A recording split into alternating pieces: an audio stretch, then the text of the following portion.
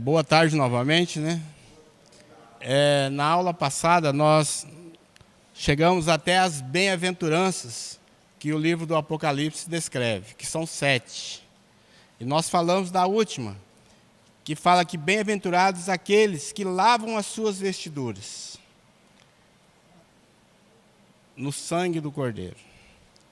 Porque nós precisamos estar em Cristo, nós precisamos estar alinhados com a sua palavra, vivendo a sua palavra, para que nós possamos compreender a vontade dele sobre nós.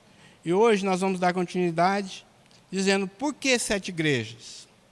Nós sabemos que João, quando escreve o livro de Apocalipse, ele direciona a mensagem para 7 igrejas. Mas por que 7 igrejas?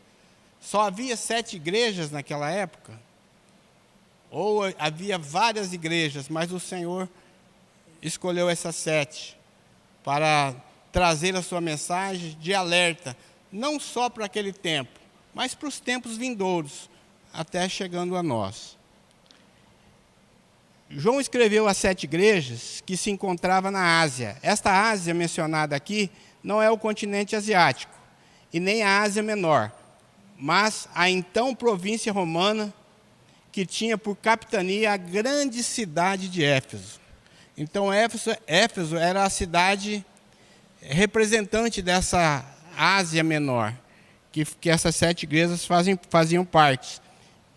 Não é continente asiático, mas sim uma província romana. Essas 7 igrejas, que são Éfeso, Esmirna, Pérgamo, Tiatira, Sardes, Filadélfia e Laodiceia, são as 7 igrejas escolhidas pelo Senhor para trazer mensagem, para que a igreja se desperte para os acontecimentos previstos pelo Senhor através da sua palavra. Por que essas 7 igrejas escolhidas, se haviam tantas outras? Porque essas representam períodos da história da igreja, do seu início ao fim, porque representam a condição espiritual de cada uma através dos séculos. Então, cada igreja que nós vamos estudar, as 7 igrejas, elas representam um período da história da igreja. Então, nós vamos ver, começando pela igreja de Éfeso.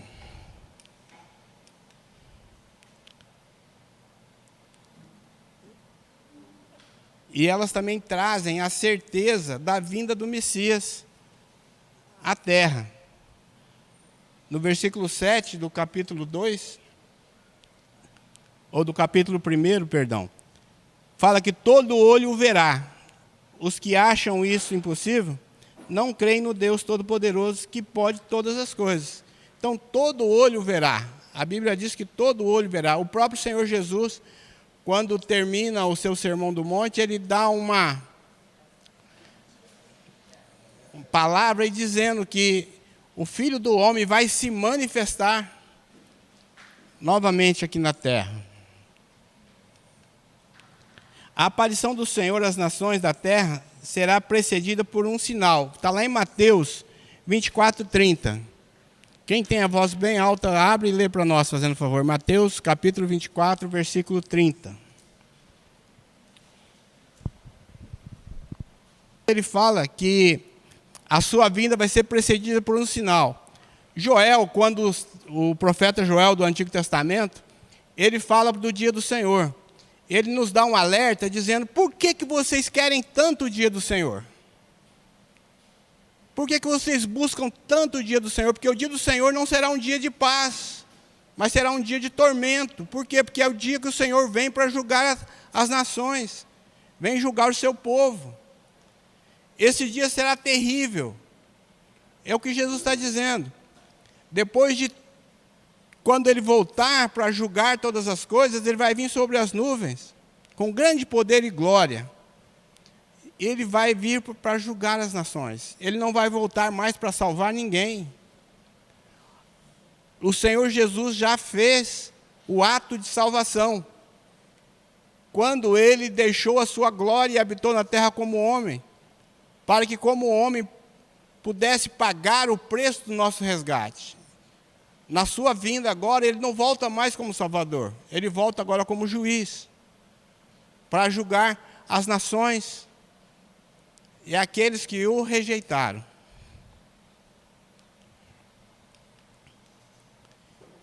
E esse seu sinal é uma manifestação sobrenatural e de infinita grandeza da sua glória, abrangendo toda a terra.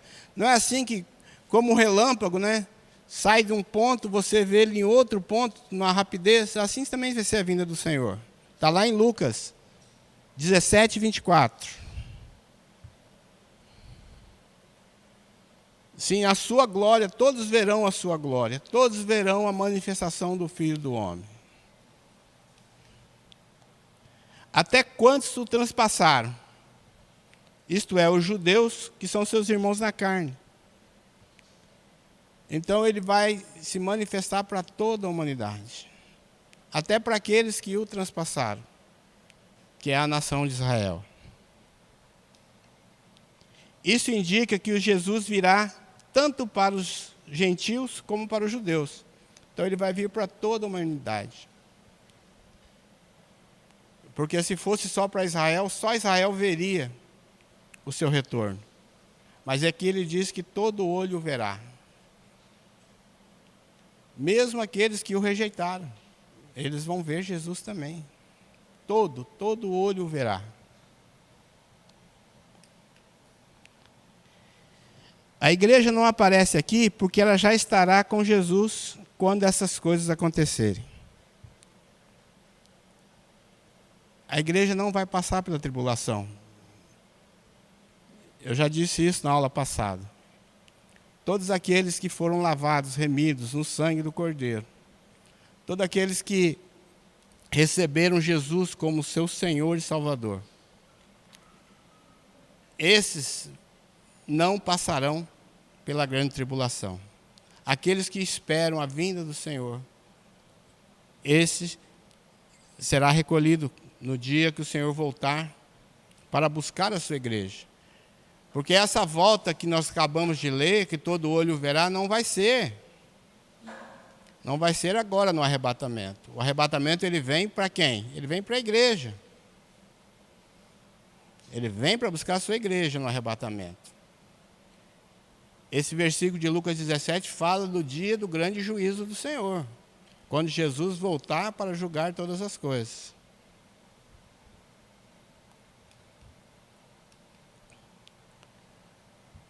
João, o profeta escolhido para proclamar a mensagem de Deus. A intimidade de João com o Senhor o levou a ser escolhido por Jesus para anunciar à igreja as coisas que irão acontecer. Como nós podemos entender essa intimidade que João... Eram 12 discípulos que Jesus tinha, não é? Por que João era conhecido como aquele que amava o Senhor, aquele que tinha mais intimidade com o Senhor? Na grande ceia, nós vemos o João reclinado, né, no ombro do Senhor. A intimidade que ele tinha com o Senhor. A pureza que era o seu sentimento para com o Senhor. João tinha essa intimidade, por quê? Porque ele sabia que Jesus era o Filho de Deus. Ele tinha essa convicção de que Jesus era o próprio Deus em forma de homem. E por causa disso, João foi escolhido. Nós vemos outro episódio também, quando o Senhor vem, no final do livro de João, quando o Senhor vem falar com eles na praia, que o Senhor chama Pedro, e João vai atrás, ele pergunta, e esse aí? O Senhor falou, se eu quero que ele fique, até que eu venha, que te importa? Quanto a mim, segue. Então, todos esses relatos mostram o quanto João amava o Senhor, o quanto João tinha intimidade com o Senhor. Ele diz que no dia do Senhor, ele se encontrava em espírito. Isso mostra a sua espiritualidade e intimidade com Jesus. A expressão no dia do Senhor trata-se do domingo, que vem do latim dominico, que significa do Senhor. João Crisóstomo, em 354 a 407 d.C., diz que esse era assim chamado porque nele o Senhor ressurgiu dentre os mortos. Então, o dia do Senhor foi intitulado, por quê? Porque foi o dia que o Senhor apareceu para as mulheres lá no sepulcro, quando elas foram para embalsamá-lo. Ali ele apareceu para elas. Então, e ele apareceu num domingo. Então ficou conhecido como o dia do Senhor, o dia que o Senhor ressuscitou.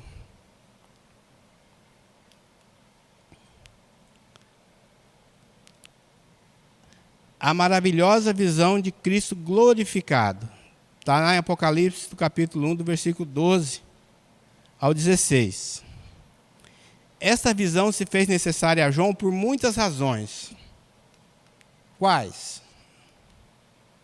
Uma delas, devido à feroz perseguição do imperador romano sobre a igreja.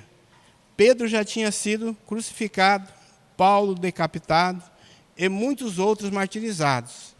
Então, aqui a perseguição contra a igreja, ela estava no ápice, estava no auge. Então, João precisava dessa visão de Cristo glorificado. Por quê? Porque João conhecia Jesus como Senhor. No Monte da Transfiguração, na aula passada nós falamos sobre isso, no Monte da Transfiguração, João, ele viu Jesus como ele é realmente, como Deus. Ele viu a glória do Senhor Jesus. Então, quando João ele recebeu a visão de Jesus para poder escrever o Apocalipse, João não teve dúvidas de quem falava com ele era o próprio Senhor Jesus. Ele próprio já havia experimentado no seu corpo essa perseguição. João também já havia sofrido. A história da igreja conta que João foi lançado num tacho de óleo quente, mas João não morreu. O imperador romano o exilou na ilha de Patmos. Por quê? Porque naquele local era o lugar onde as pessoas iam e não voltavam. Mas depois da morte do imperador romano, ele volta para a igreja de Éfeso, aonde ele se tornou presbítero, onde ele se tornou um dos líderes da igreja de Éfeso.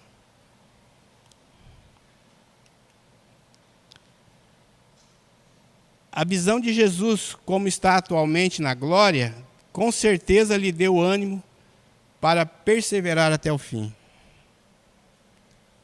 Com certeza, essa visão que João teve do Cristo glorificado fez com que ele se animasse ainda mais, a estar ministrando a palavra de Deus, ensinando as pessoas o reino de Deus.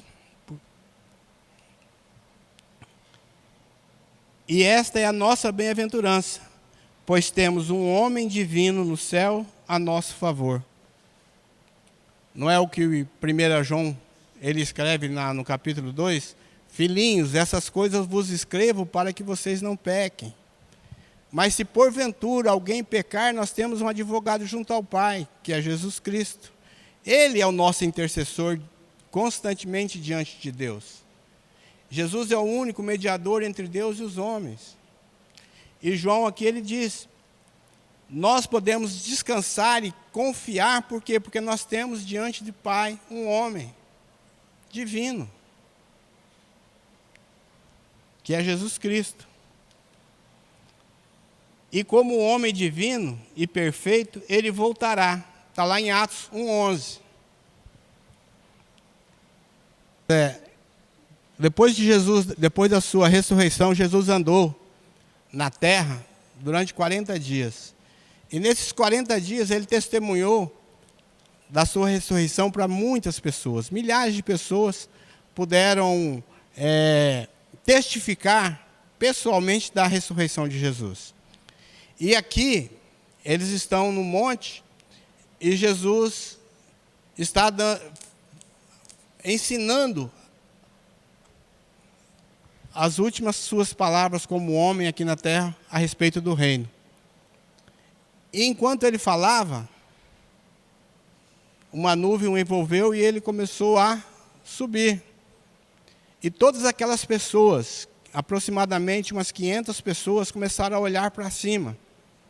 E começaram então a ver Jesus ser levado para os céus. Nisso aparecem 2 anjos e dizem a eles: varões galileus, por que vocês estão tão espantados com isso? Esse mesmo Jesus que vocês estão vindo subir, ele também vai voltar. Não é essa a promessa que Jesus fez? Eu vou para o Pai e vou preparar lugar, para que onde eu estiver, vocês também possam estar. Está lá em João 14? Cadê os bons de Bíblia aí? João 14 fala a respeito que Jesus vai preparar lugar. E ele diz: quando o lugar estiver pronto, eu vou voltar para buscar vocês, para que onde eu estiver, vocês também possam estar. Então essa é a promessa de Jesus, que os anjos acabaram de confirmar aqui em Atos 1:11. Da mesma forma que Jesus subiu, ele vai voltar. Só que quando ele voltar, ele não vai pisar a terra, ele vai encontrar com a igreja nos ares. Ao ressoar da trombeta, não é trombeta não, né, Jesus? Da trombeta, aqueles que estão mortos em Cristo ressuscitarão e subirão. Aqueles que estiverem em vida também serão transformados e subirão e encontrarão com o Senhor nos ares. E ali eles vão para o lugar que o Senhor Jesus já preparou, lugar que já está pronto, para que a igreja seja guardada da grande tribulação. Esse não é ainda não é o lar permanente da igreja, mas é onde a igreja vai estar, guardada da grande tribulação que há de vir sobre a terra.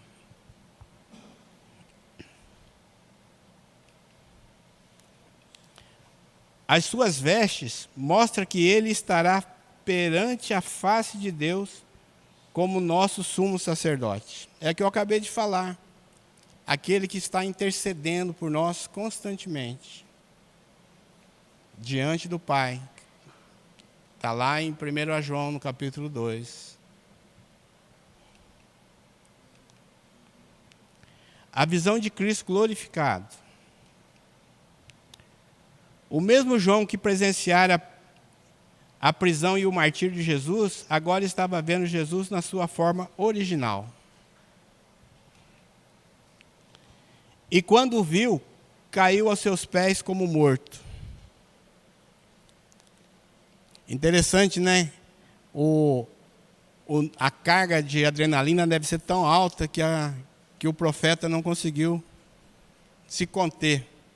Isso aconteceu com Daniel, isso aconteceu com Ezequiel, com todos aqueles que estiveram na presença do Senhor, eles não conseguiram ficar em pé.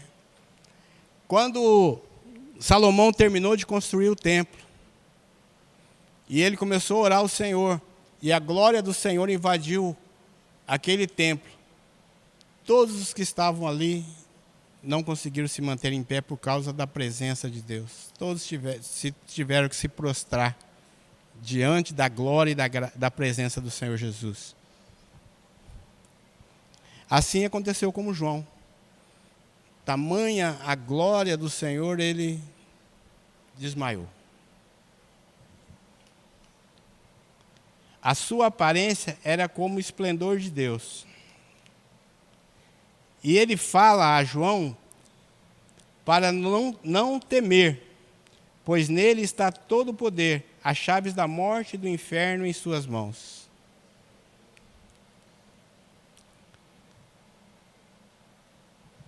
A morte e a vida, elas estão no poder do Senhor. Somente o Senhor pode tirar a vida. Somente o Senhor pode dar vida. E Jesus aqui ele diz: a chave da morte e do inferno está em meu poder. Por quê? Porque quando ele morreu, quando ele entregou o seu corpo ali no Calvário, ele desceu até as regiões do inferno e ali ele tomou a chave da mão do diabo. E aqueles que estavam cativos, ele pôs em liberdade. Por quê? Porque eles estavam cativos esperando o dia do Senhor. É diferente daqueles que morreram sem esperança. Mas aqueles que aguardavam a vinda do Senhor, eles foram libertos e hoje estão com o Senhor no paraíso. Nós podemos ver isso quando Abraão morreu. O testemunho que Jesus dá dele é qual que é? Que quando o rico morre, o rico e o Lázaro, o rico morre e ele vai para o inferno. O Lázaro morre e vai para onde? Vai para o seio de Abraão. E esse seio de Abraão não é o céu. Por quê? Porque Abraão estava aguardando o dia do Senhor. Jesus falou: Abraão, quando viu o meu dia, se alegrou. Então Abraão sabia profeticamente que o Senhor iria se manifestar como homem. E como homem, tirar a autoridade que Satanás tinha para trazer o homem em prisão. Então Abraão se alegrou com a vinda do Senhor. E Abraão estava ali. E o Senhor testifica a respeito disso, dizendo que o mendigo estava sendo consolado por Abraão, enquanto o rico estava em tormentos. Então nós podemos testificar a respeito disso, que ele, Jesus, recebeu toda a autoridade, tanto no céu como na terra, das mãos do próprio Deus. As 7 igrejas da Ásia, está lá em Apocalipse 2, no versículo 3.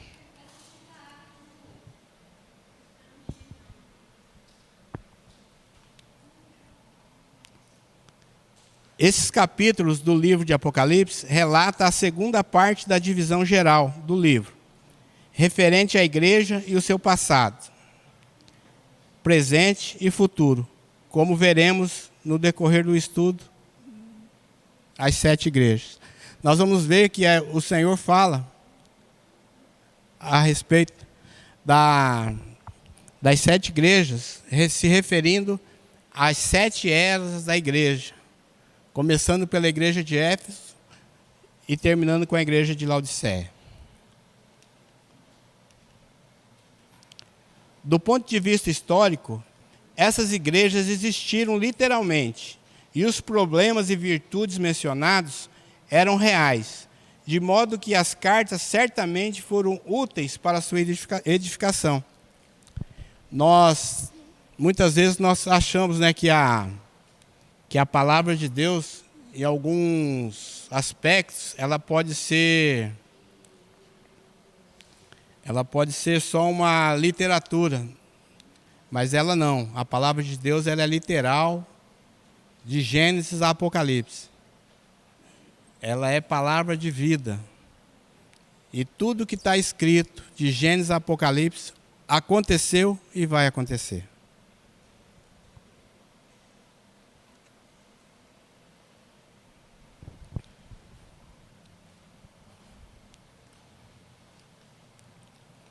Porém, a natureza do livro é profético. Na Ásia havia mais de 7 igrejas. Então, por que João mencionou apenas 7? Porque as 7 representam todas as outras igrejas, de todas as eras. Desde que há uma igreja na terra, há um candeeiro no céu. Não é assim? Ao anjo da igreja de Éfeso escreve. Então, o Senhor está dizendo que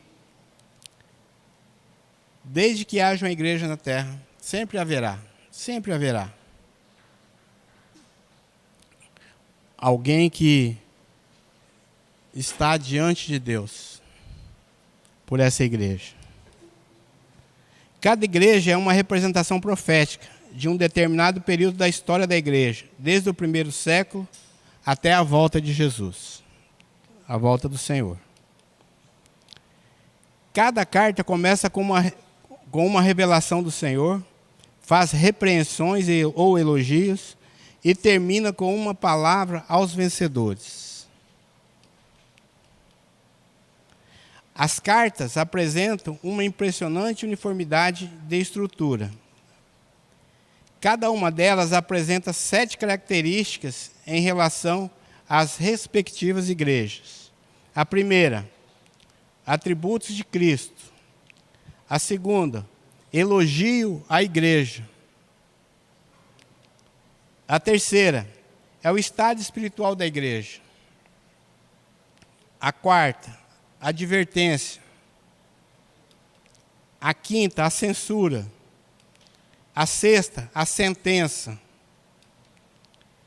E a sétima, promessa ao vencedor. Então, cada igreja começa com as qualidades que ela tem no Senhor.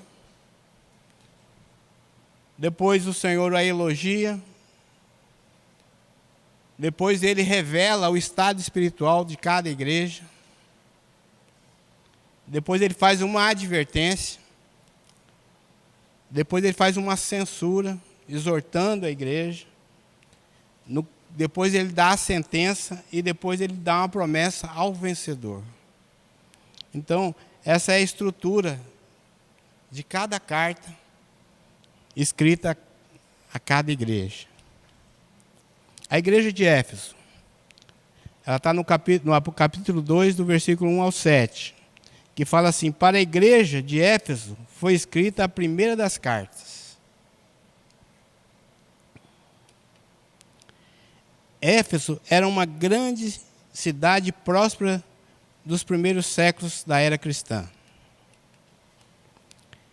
Éfeso significa desejável, é a igreja do amor decadente, representa a igreja do primeiro século, isto é, a igreja da era apostólica. Então, Éfeso é a primeira igreja, é a igreja onde o Senhor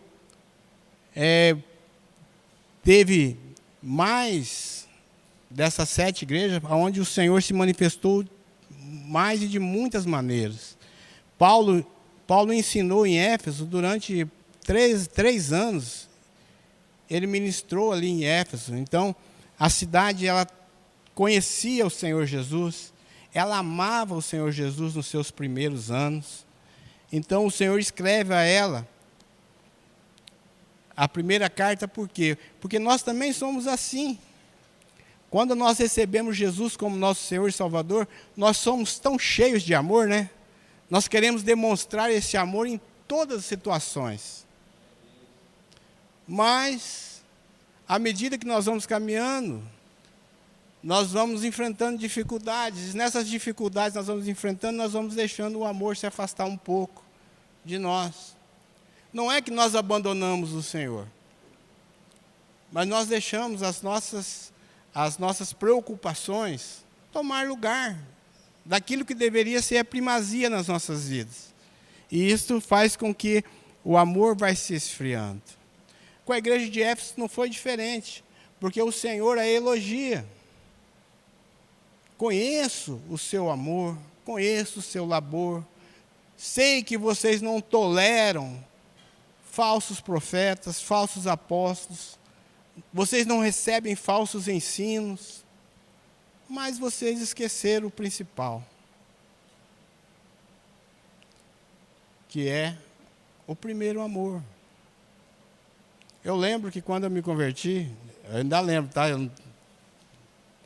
Eu consigo ainda ter uns flashes desse tempo. É tão gostoso, você mergulha na palavra de Deus, porque você quer conhecer aquele Jesus, você quer conhecer o porquê que Ele nos amou de tal maneira que entregou a sua vida por nós, então você começa a buscar o conhecimento dele. Mas à medida que nós vamos caminhando, os cuidados desse mundo vêm tentando nos atropelar, roubar de nós aquilo que o Senhor nos deu. E se nós não vigiarmos, nós afastamos. Quantas pessoas que estavam no nosso meio que nós achávamos assim, agora achamos um super crente, um herói da fé. 1 ano, 2 anos, ele está se afastando. Porque ele não nasceu de novo? Nasceu. O arrependimento dele e a confissão foram banais? Não, não foram banais, foram sentimentos mesmo. Mas os cuidados desse mundo, muitas vezes as lutas são tão grandes, que se a pessoa não buscar refúgio no Senhor, ela desiste da caminhada.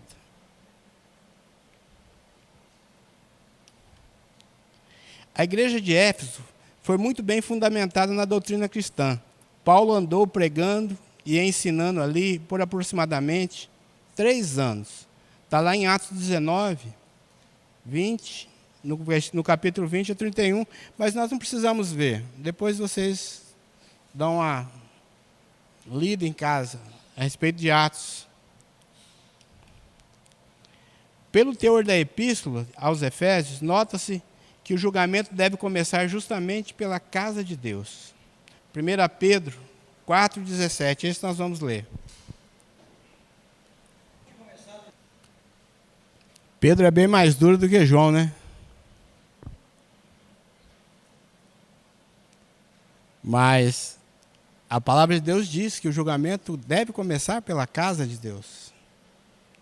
Por quê? Porque nós conhecemos. Nós conhecemos o Senhor. Nós experimentamos da boa dádiva do Senhor em nossas vidas. Então, esse julgamento tem que começar por nós mesmos.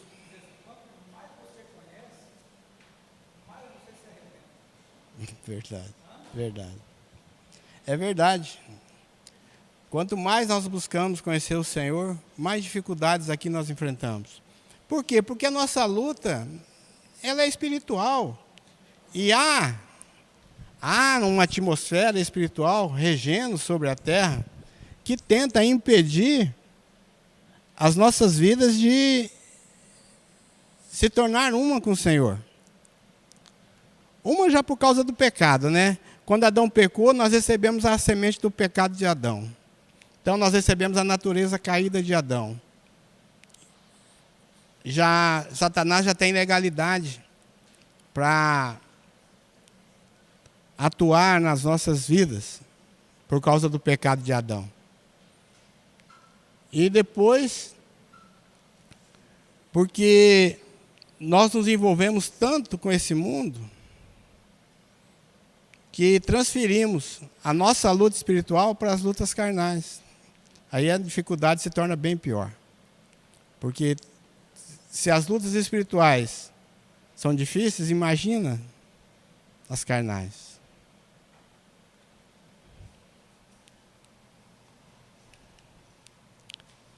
Éfeso era a igreja que João liderava quando foi para o exílio na solitária ilha de Patmos. Ele voltou para ser presbítero dessa igreja. Ele estava ali nessa igreja depois do exílio. Então nós vemos que Éfeso tinha algo diferente nela do que nas outras.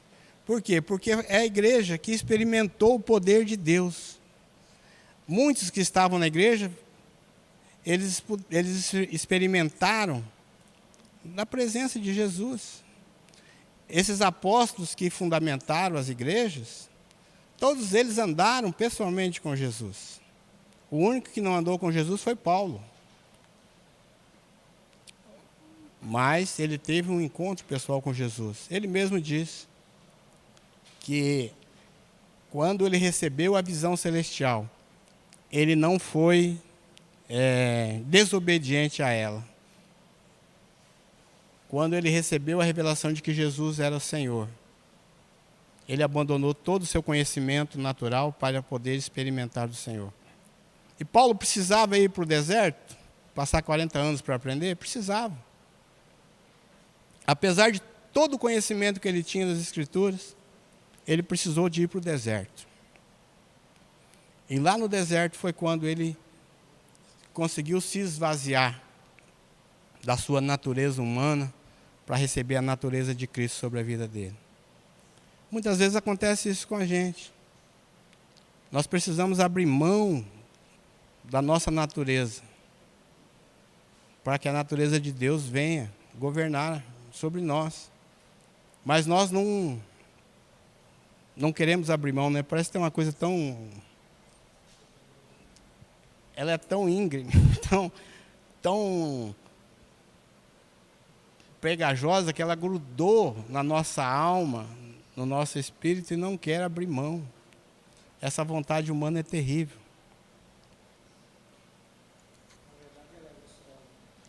Na verdade, ela é gostosa. Sim. O pecado é bom enquanto você não peca. Depois que você peca, ele se torna peso. Porque Satanás, depois que você peca, Satanás começa as acusações. Enquanto você não peca, é tentação. Depois que você pecou, aí já vem as acusações. Aí é pecado. E pecado nós temos que confessar os nossos pecados. É o que a Bíblia fala. Nós temos que confessar os nossos pecados. Pecado você não empurra para debaixo do tapete e esquece. Por quê? Porque uma hora ele vai voltar. Satanás ele pode recuar, mas ele não desiste. Uma hora esse pecado vai voltar.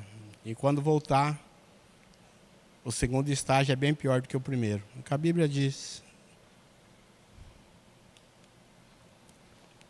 Os versículos 2 e 3 mostram ainda que o Senhor nada esquece do que fazemos para Ele. Isto é, no entanto, não substitui o nosso amor para com Ele. Por quê? Porque Jesus começa elogiando a igreja de Éfeso. Vocês já leram o capítulo 2 de Apocalipse? Quantos aqui já leram o capítulo 2 de Apocalipse?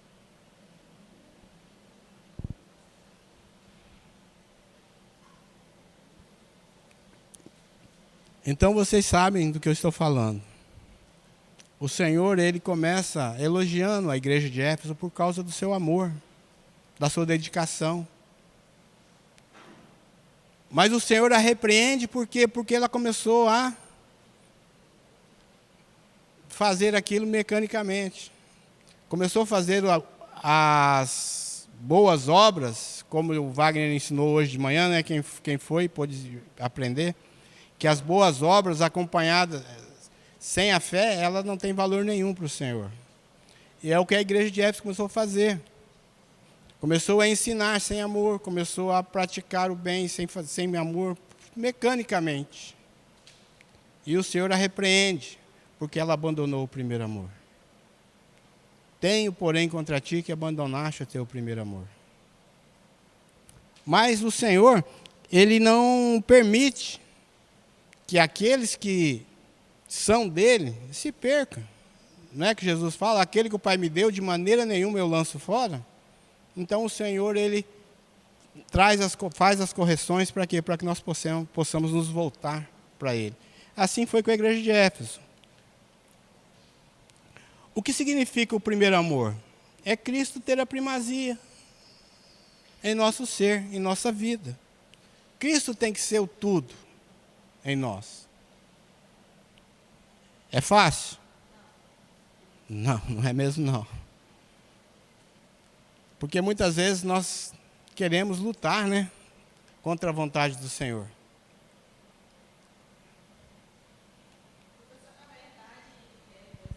Duas naturezas. A natureza herdada de Adão e a natureza herdada de Cristo. Quando nós nascemos com corpo, alma e espírito. O nosso espírito, enquanto nós não confessamos Jesus como Senhor e Salvador das nossas vidas, o nosso espírito ele fica como que morto dentro de nós. Ele não está morto, mas ele fica inerte. Quando nós confessamos Jesus como nosso Senhor e Salvador, nós somos vivificados. O nosso espírito é vivificado pela presença do Espírito de Deus que passa a habitar dentro de nós. Por isso que a palavra de Deus diz, o próprio Espírito, quem que é esse próprio Espírito? O Espírito Santo de Deus. Testifica com quem? Com o nosso espírito. Que agora nós somos filhos de Deus. Então o Espírito passa a testificar no nosso espírito, começa a nos ensinar, não é na nossa alma, é no nosso espírito. Por quê? Porque a nossa alma ela é totalmente contrária à vontade de Deus. É a nossa alma que traz as dúvidas. Deus é bom na vida do vizinho. Meu vizinho, você está passando por dificuldade? Confie em Deus. Deus vai te dar a vitória. Mas quando essa luta se transforma para nós não conseguimos crer da mesma maneira.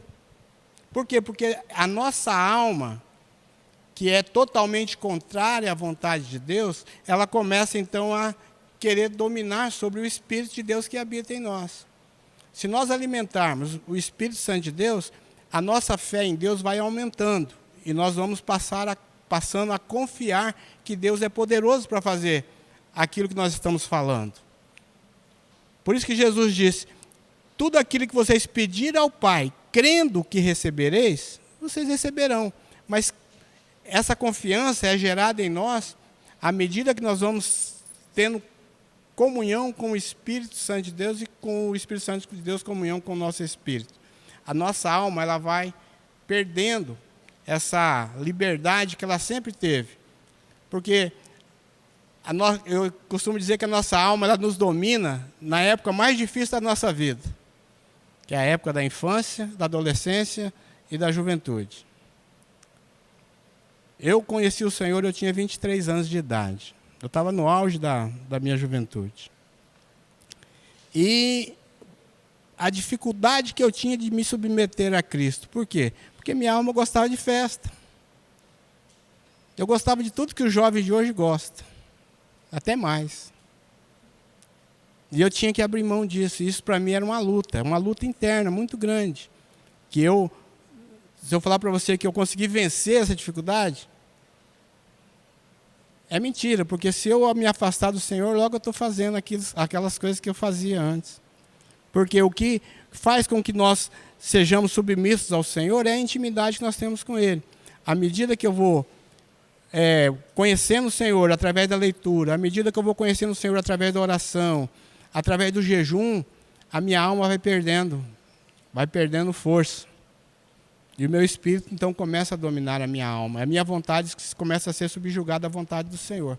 Só assim nós conseguimos confiar no Senhor. Só assim nós conseguimos descansar crendo que o Senhor pode todas as coisas na nossa vida. Amém?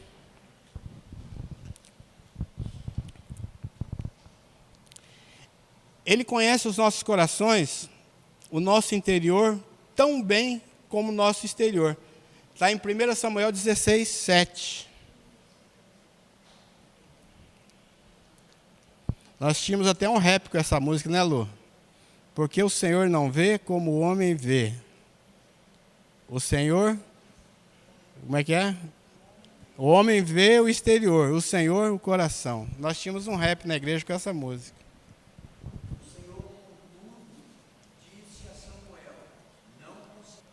Porque o Senhor não vê como o homem vê. O homem vê o exterior, porém o Senhor, o coração. Está gravado aí na igreja, tá? Um cantor de rap que apareceu por aí.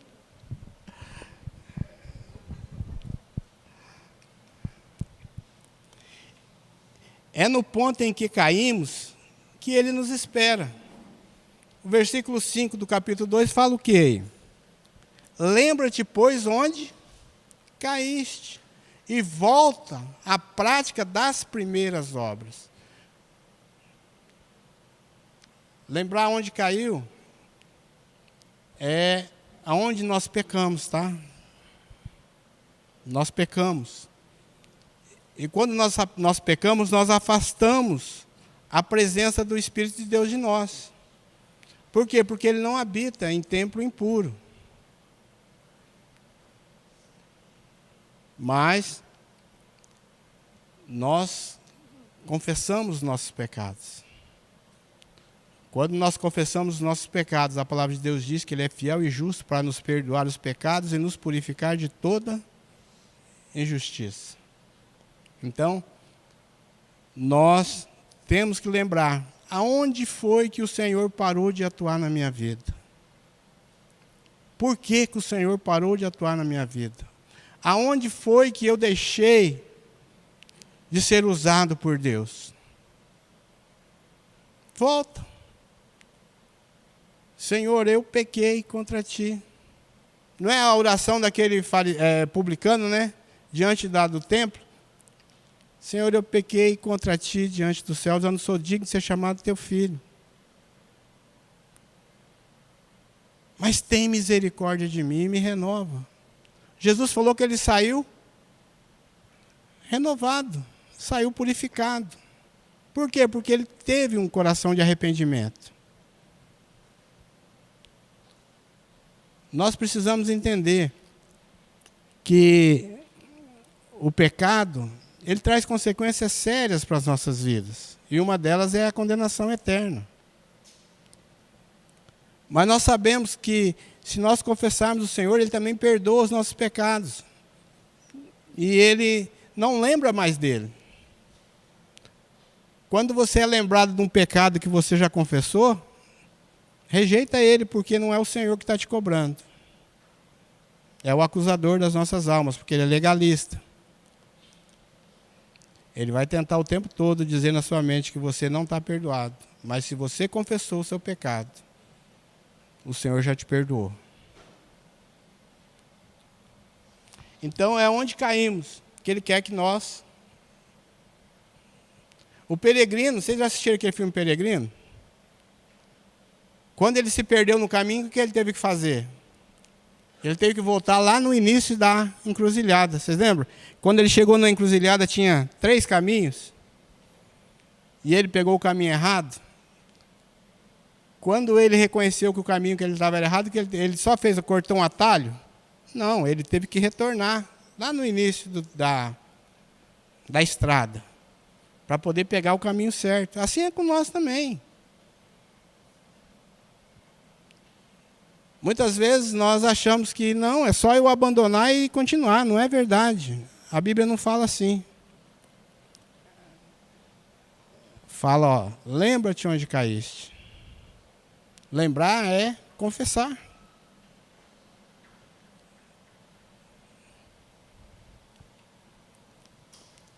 Na caminhada com Cristo, não é permitido pegar atalhos. Por isso que o peregrino teve que voltar. Assim também nós temos que voltar aonde caímos. E ali, reconhecer o nosso estado de pecado e começar a caminhada dali novamente. Lembra depois onde caíste. É voltar e se arrepender dos pecados cometidos em oculto e não mais praticá-los. Aquele que confessa e abandona. Pois é. Então, se nós confessarmos nossos pecados, Ele é fiel e justo para nos perdoar os pecados.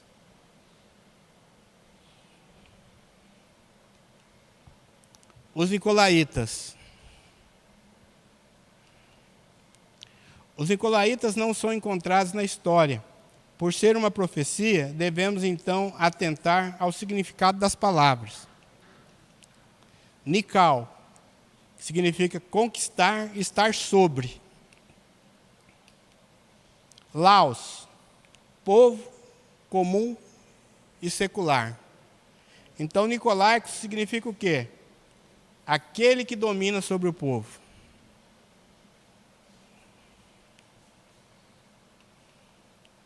Ao vencedor. Mesmo a vida cristã estando sempre em um campo de batalha, aquele que espera no Senhor sempre será vencedor. Aquele que espera no Senhor sempre vai vencer. Porque a nossa luta, ela não é contra carne e sangue. A Bíblia diz que é contra principados e potestades nas regiões celestes.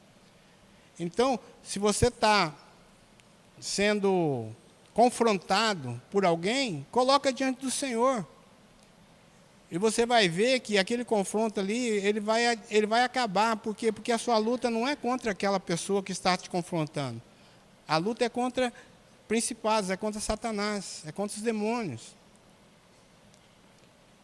Eu lembro que quando nós começamos, no grupo caseiro na igreja, a gente chegava numa casa, a gente encontrava tanta dificuldade na vizinhança daquela casa, e nós começávamos a orar. No outro domingo a gente chegava, os vizinhos que estavam com som alto, que estavam com gritaria, estavam todos na casa esperando a gente para a reunião.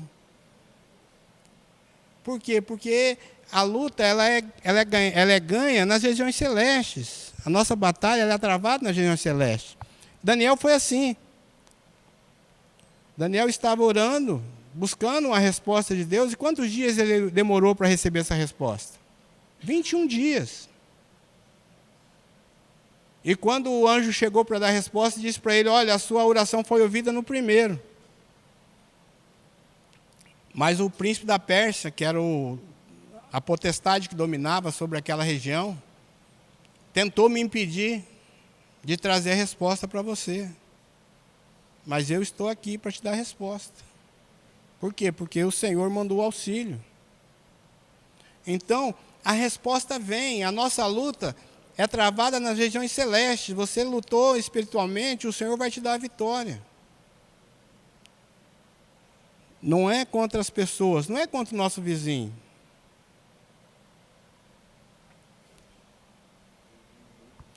Quando nós entendemos isso, nós vivemos melhor, tá? A gente procura, mesmo que o sangue esquenta na hora, depois você começa a refletir e começa a dizer: olha, Senhor, é verdade. A nossa luta não é aqui, não é contra fulano, não é contra ciclano. A minha batalha é no campo espiritual. E nós começamos a interceder dessa maneira e o Senhor começa a dar a vitória. Podem fazer prova disso, que eu garanto que é verdade. A igreja de Esmirna. A segunda carta foi dirigida à igreja de Esmirna. Do ponto de vista profético, Esmirna representa a igreja do 2º e 3º século. Então, aquela igreja que se afastou do Senhor do primeiro amor, passou. Agora a igreja está enfrentando outro tipo de problema, que é a perseguição que vem sobre a igreja. Então é a igreja do 2º até o 3º século. Esmirna é a igreja perseguida pelo Império Romano.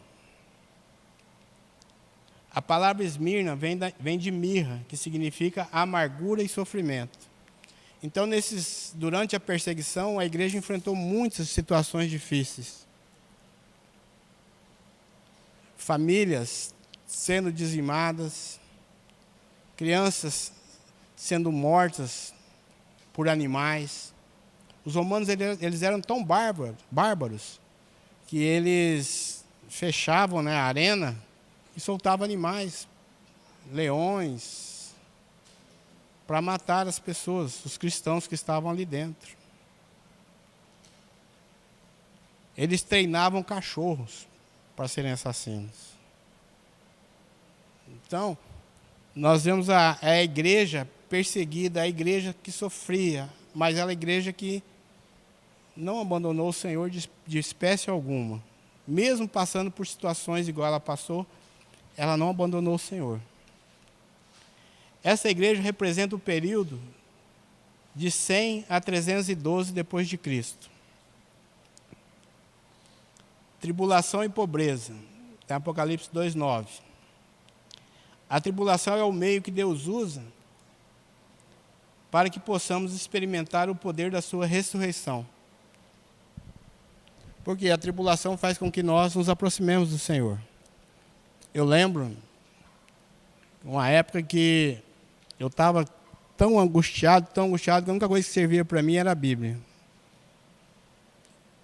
Eu li a Bíblia de manhã, de tarde, de noite. Li a Bíblia de manhã, de tarde, de noite.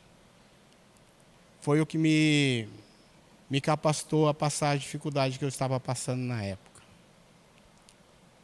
Teve um período da vida, eu cheguei a duvidar se eu iria conseguir vencer. Mas, graças a Deus, eu estou aqui hoje falando com vocês. E o Senhor me capacitou e eu pude entender que a tribulação é um dos meios que Deus usa para que nós nos acheguemos a Ele. Para que nós possamos entender que Ele é poderoso para nos sustentar. Foi indo até um dia que o Senhor usou um profeta para falar para mim assim, olha, tudo que você está passando, eu vou te recompensar. Porque tudo que você está passando é para que você possa ensinar mais para frente. E quando você aprender, eu vou tirar a luta. Eu queria aprender rapidinho, né? Mas demorou bastante tempo para aprender. Mas o Senhor, Ele nos usa quando nós nos dispomos. Jesus nunca deixou de pregar por causa das perseguições. A igreja não se enfraqueceu por causa das perseguições. Toda vez que a igreja era perseguida, o Senhor a visitava e ela se levantava com mais poder, com mais testemunho diante das pessoas. Muitas pessoas estavam na arena, cercadas de leões, de animais, e eles estavam louvando e cantando. Paulo e Silas estavam provavelmente ali com as costas todas ensanguentadas, todo marcado pela surra que eles tinham levado. E eles estavam cantando, numa paz tão grande. E o Senhor os visitou. E Ele salvou o cara que bateu nele. Olha que coisa terrível.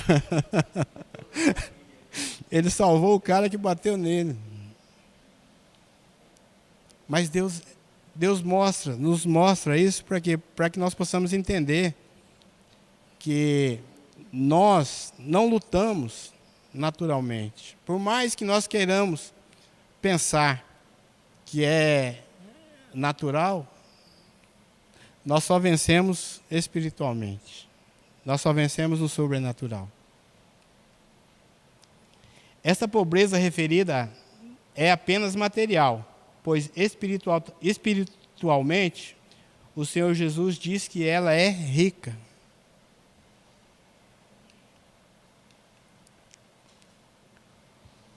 Os que se declaram judeus e não são. O que é o judaísmo? O judaísmo é representado pelo templo, pela lei, o sacerdote e as promessas. Estes são os representantes do judaísmo. O templo. Hoje nós não possuímos aquele templo pomposo, né, igual era o de Salomão. Por quê? Porque o templo somos nós. 1 Coríntios capítulo 6 fala: acaso não sabeis vós que sois santuário de Deus e que o Espírito Santo de Deus habita em vós? E de que não sois de vós mesmos? Então nós agora somos casa espiritual. Antigamente eu era uma mansão, né? Mas eu tive que fazer uma redução nos cômodos, eu fiquei pequenininho de novo. Então nós somos casa espiritual. Então o templo hoje somos nós. O Espírito Santo habita em nós. A lei. Antes era exterior. Hoje temos a lei interior, a lei do Espírito. Hebreus 8:10. Vamos ler? Hebreus. Hebreus.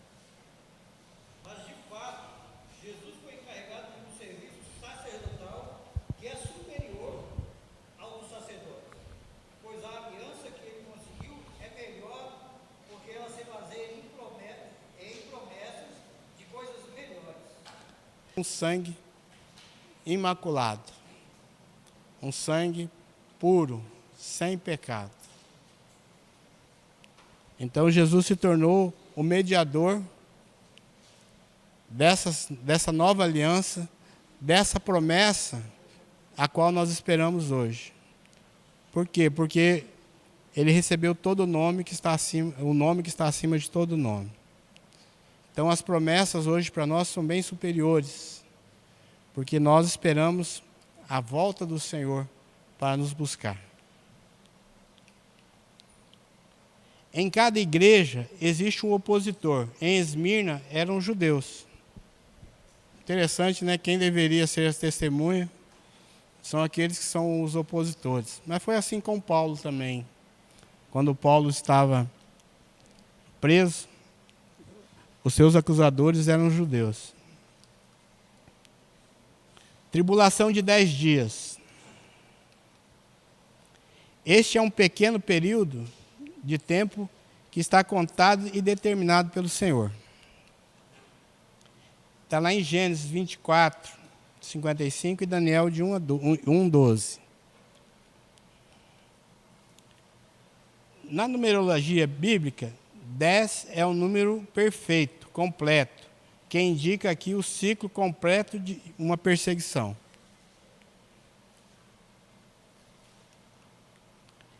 A igreja sofreu perseguições desde 64 a 305 depois de Cristo, sobre 10 imperadores romanos naquela época. Então, desde 64, quando Paulo foi morto, a igreja sofreu perseguições terríveis. Na época de Paulo já sofria, né? Só que no começo ela sofria perseguições pelos judeus.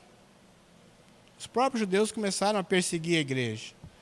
Aí depois, quando a igreja saiu de Jerusalém e começou a alcançar o mundo antigo, os romanos começaram a perseguição.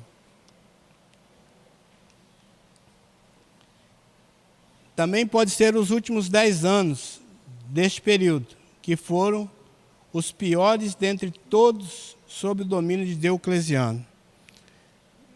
Nesse período a igreja, esse homem era tão mau, muito mais mau do que Nero, né? Porque Nero era terrível. Mas ele era bem mais do que Nero. A igreja sofreu tremendamente na mão dele. Só que ele governou pouco tempo. Com 10 anos de governo, teve uma conspiração e eles o mataram. Mas durante esses 10 anos a igreja sofreu muito na mão deles. Por isso que Esmirna, ela é conhecida como a igreja da perseguição, a igreja perseguida. Coroa da vida. Temos de ser encontrados fiéis na sua vinda. Nós não falamos até a morte. Por quê? Porque aqueles que estão no Senhor não morrem. A Bíblia diz, esses passam da morte para a vida. Sempre que nós falamos da eternidade, nós falamos de vida. Nós não falamos de morte. Por quê? Porque nós não morremos. Quem morre é o nosso corpo. Nós vamos para o Senhor. Então, aqueles que estão no Senhor não morrem, eles passam da morte para a vida. Por isso que nós não falamos até a morte. Ser fiel. Porque o Senhor, Ele nos garante a eternidade. Ser fiel mesmo diante da morte, o que é? É não negar a Cristo. Porque se você não negar a Cristo, a morte não tem domínio sobre a sua vida. Como eu acabei de dizer. Nós não falamos até a morte porque a morte não tem domínio sobre nós.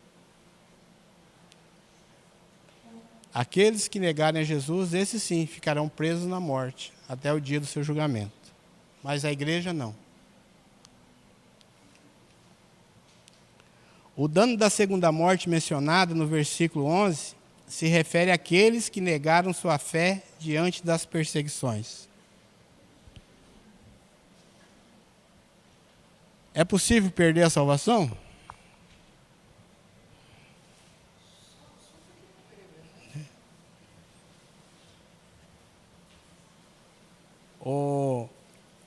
A promessa é para os vencedores, aqueles que retrocedem. Jesus disse: aquele que lança a mão do arado e olha para trás, não é apto para o reino de Deus. Quem já trabalhou na roça sabe o que significa isso, né? Você coloca a mão ali no arado, o animal. Hoje tem trator, mesmo com o trator, se você descuidar, o trator sai de lado. Mas o animal, você tinha que manter a rédea dele para ele trabalhar reto. As rédeas tinham que estar na sua mão igual. Porque se você desse uma puxadinha na rédea, ele desviava.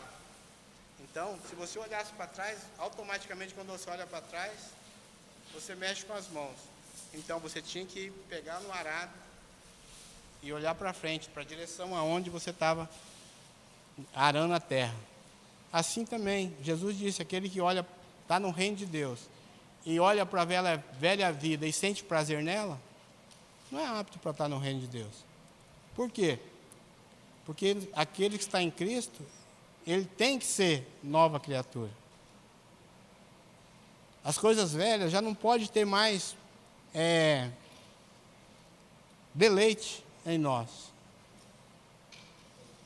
Você vai esquecer que você fez? Não vai, porque a sua memória ela não apaga.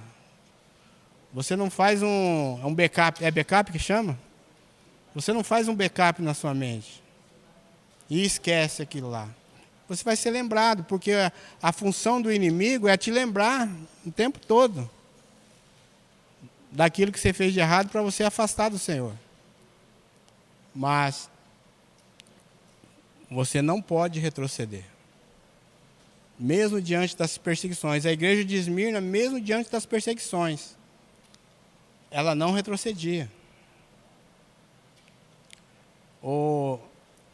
O primeiro homem que traduziu a Bíblia para o inglês, acho que é o Tyndale, ele morreu na fogueira. Mas ele não deixou de traduzir a Bíblia. Eles vasculharam a casa dele, rasgaram, queimaram, e ele traduziu a Bíblia toda para o inglês. Morreu queimado, mas não abriu mão da sua fé. A igreja de Esmirna era assim. Ela enfrentava a morte, sabendo que a morte não tinha domínio sobre ela. Isso é fé.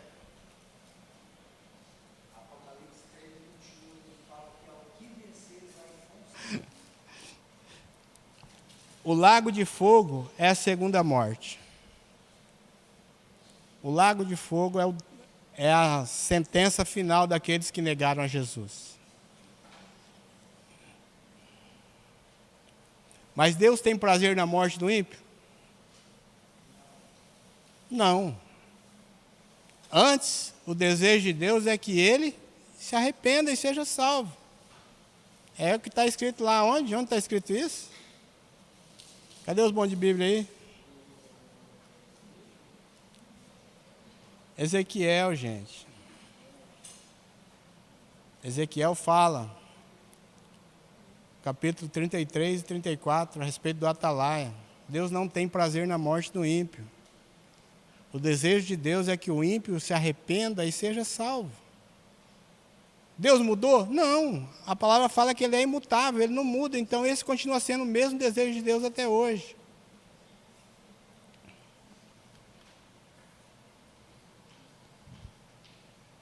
A igreja de Pérgamo é a terceira igreja. A terceira carta foi dirigida à igreja de Pérgamo. Esta é a igreja do 4º século, período em que se uniu ao Império Romano de Constantino. Aqui a igreja já não deixou de ser perseguida. Ela passou a ser a religião oficial do Império Romano. Representa o período da história que vai de 313 a 600 depois de Cristo, quando a igreja se uniu ao Estado. A palavra Pérgamo significa casamento ou união. Há alguns estudiosos que dizem que Pérgamo era a cidade mais idólatra de toda a província da Ásia. Era famosa por sua escola de medicina. Esculápio, o deus da saúde, simbolizado por uma serpente, era ali adorado. Então, ao tamanho da idolatria da igreja de Pérgamo. Conheço o lugar que habitas. O Senhor sabe o que está ocorrendo conosco. Seja qual for o local, em casa, no trabalho, em viagens, entre amigos, inimigos, quando estamos sozinhos ou acompanhados. Não tem para onde correr do Senhor. O salmista, no Salmo 139, ele fala a respeito disso. Que para onde ele ia fugir da presença do Senhor? Se ele faz a cama dele lá no escuro, no Seol, no abismo, lá o Senhor está. A luz e as trevas para o Senhor é a mesma coisa. Então não tem como se esconder do Senhor. O Senhor conhece todo o nosso ser. Ele diz que antes mesmo da palavra se formar na nossa boca, Ele já sabe o que nós vamos falar. Ele esquadrinha os nossos pensamentos. Ele põe à prova a intenção dos nossos corações. Então, não tem para onde fugir do Senhor. Nós podemos enganar o nosso líder, nosso patrão, nossa mulher, nossos maridos. Mas a Deus não tem como enganar.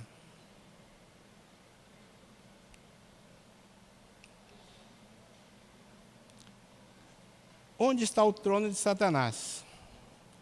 Esta é uma referência às seitas ocultistas que havia em Pérgamo, proveniente da Babilônia, quando os persas dominavam o mundo. Então, quando os babilônios dominaram o mundo antigo, eles trouxeram também as suas culturas. E a Babilônia, ela é uma das culturas mais antigas, a babilônica. A cultura babilônica é uma das mais antigas sobre a terra. Se vocês forem olhar a história de Babel, vocês vão começar a entender o que aconteceu na história. Como Babel se tornou o centro da idolatria.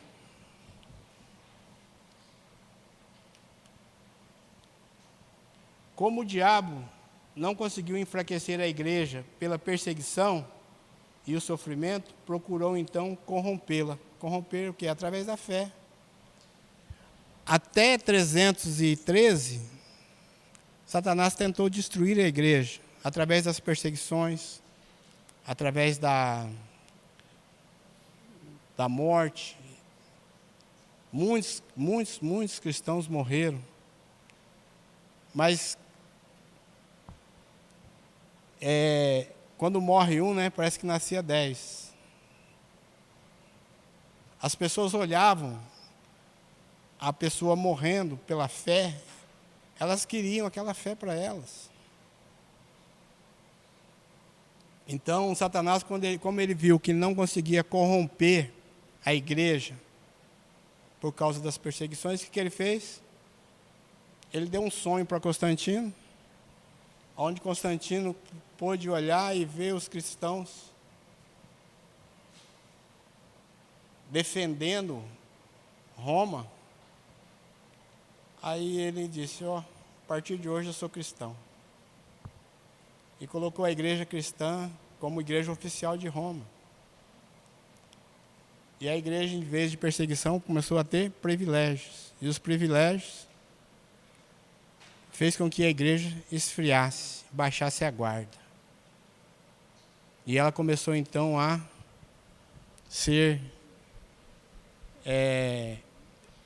começou a andar de mão dada com o mundanismo.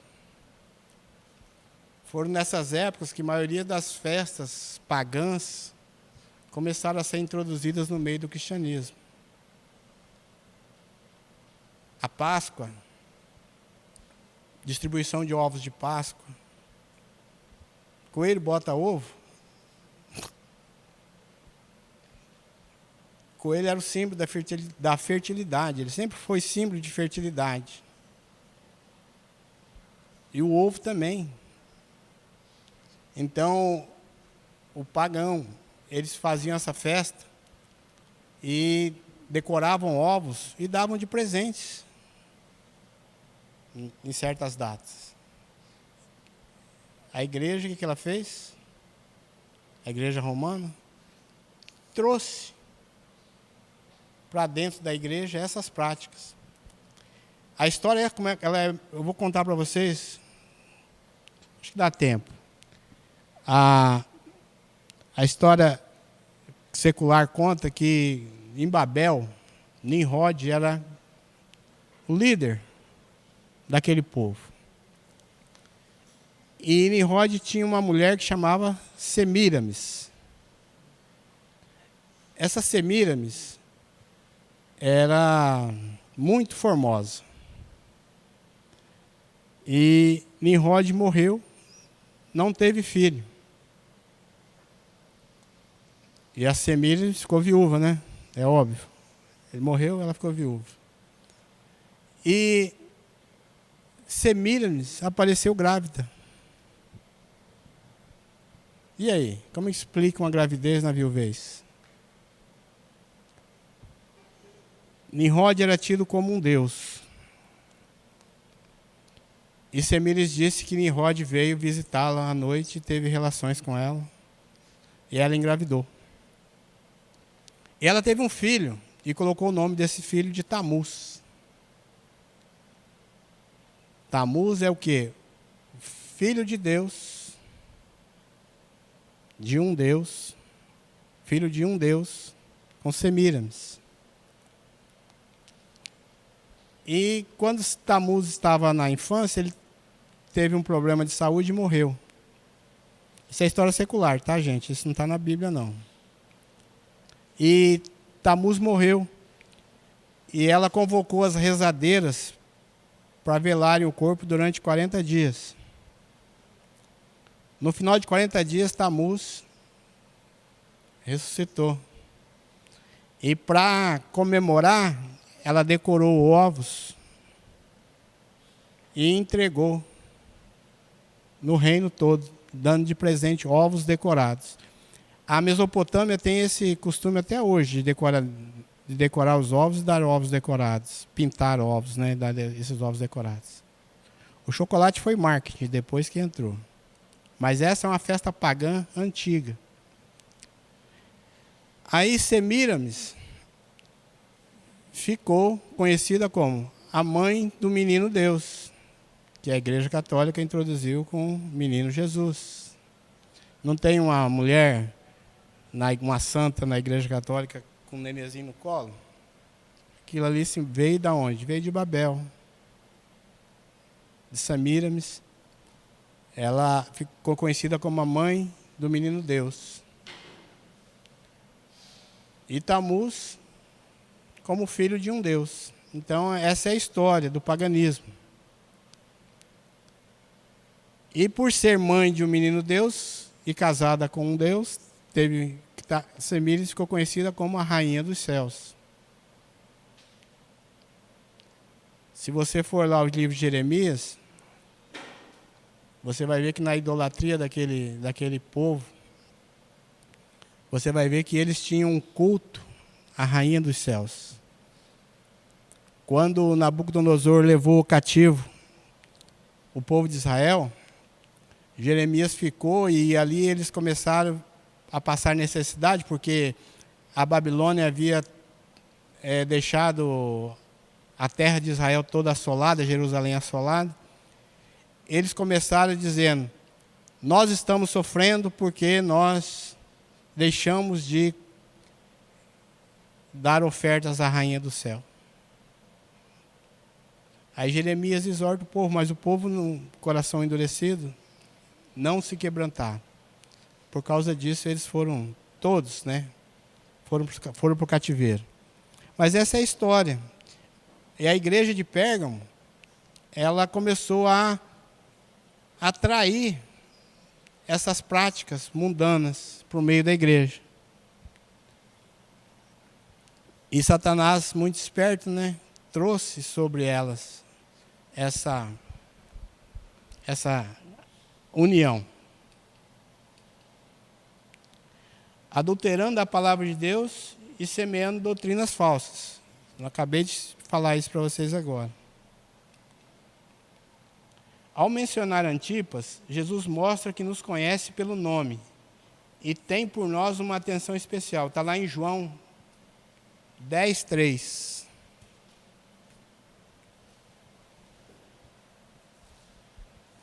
O pastor conhece cada ovelha e a chama pelo nome. O Senhor nos conhece, cada um de nós. Ele sabe quem nós somos. Ele sabe os nossos nomes. Então, aqui, quando ele cita o Antipas, ele está mostrando para nós, olha, eu conheço vocês. Eu conheço cada um de vocês pelo nome. Aumenta muito mais a nossa responsabilidade, né? Como testemunhas dele aqui na terra. Porque nós somos a igreja, nós somos corpo de Cristo. A doutrina de Balaão é a união da igreja com o mundo, quanto às suas práticas e procedimentos, se afastando assim da santidade. Está lá em Números 25, de 1 a 3. Balaão era um profeta que foi contratado pelo o rei amalequita para amaldiçoar Israel. E Balaão, sendo um profeta, ele sabia. Ele só poderia amaldiçoar Israel se Deus permitisse. E ele chegou para o rei e disse, olha, eu só posso fazer aquilo que o Senhor determina para que eu faça. Mas o rei falou, não, mas amaldiçoa. Ele ia amaldiçoar, o que Deus fazia? Mudava a boca dele e ele abençoava. Por 3 vezes ele fez isso. Ele ia amaldiçoar, Deus mudava o conteúdo da sua fala e ele abençoava. Aí ele disse para o rei, olha, contra esse povo não tem encantamento que vai dar certo, mas eu posso te dar um conselho. Convida os homens de Israel para uma festa. E aí você veste as meninas, né, as mocinhas, com roupas sensuais e lasca a bebida neles, que quando eles estiverem bêbados, eles vão profanar o nome do Senhor. E foi o que aconteceu. O povo de Israel começou a beber e a farrear, e foram e adulteraram com as mulheres amalequitas. Por causa disso, veio a ira de Deus sobre eles. Deus queria exterminar todos eles. Mas a tribo de Levi se levantou. Deus disse, quem feriu o seu irmão? E a tribo de Levi se levantou e feriu 23 mil e poucos homens. Então nós precisamos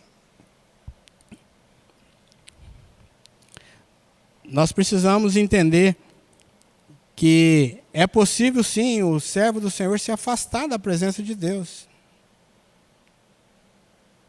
se ele não vigiar. E o Balaão, ele estava de olho no quê? Ele estava de olho no prêmio.